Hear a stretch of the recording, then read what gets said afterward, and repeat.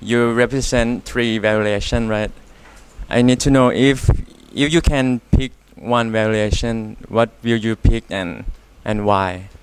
And can you add some how your assumption is? Or This is the valuation on free cash flow to firm, which is the most accepted one in the industry. We base our KE, which we need to find beta, and we get that beta from the newspaper, Bangkok Post, and then we unlever the beta by finding the industry debt ratio and apply it to our company debt ratio, and that is our KE. KD we get it from the interest rate of the company, then tax rate 20%. We get the WACC of 8% only, and this is how we get the WACC. The terminal growth, we use Gordon growth, 1 minus PR ratio times ROE, and that's how we get our growth. And do you want me to explain the valuation? Okay, so we start with EBIT, deduct tax, then we add back depreciation, deduct additional capital expenditure, deduct change in working capital. We get free cash flow to firm. To find terminal growth, we plus growth rate to this number, and we get terminal value. Then we find its present value, and that's good. You don't need an explanation. Okay. Thank you. Question. You said a lot about being the buy team. You said a lot about being a value investor. A part of being a value investor is I want to know if my stock is going to grow. And also based on all of your forecasts that you said that the sales going to grow 20% and all and so forth. And with the ending of the government first car policy, what will be the next step to fuel the demand in the automobile so that the sale may grow continuously? Thanks for your question.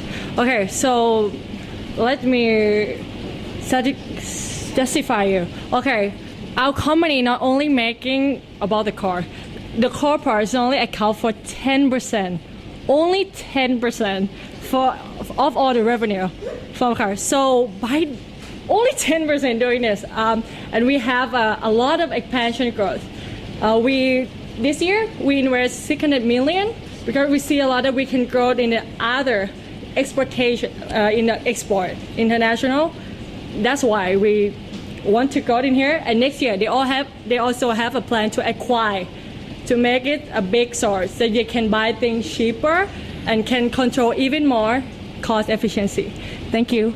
I would like to ask the sell side about a question. I was wondering if you calculated with a future growth or a terminal growth in free cash flows, and how did you come to that number if you did? All right, thank you for your question. And we would like to answer with using this graph and not all the assumptions that we put on. So if you look at this graph, you see that the revenue trends on everything actually tells the story.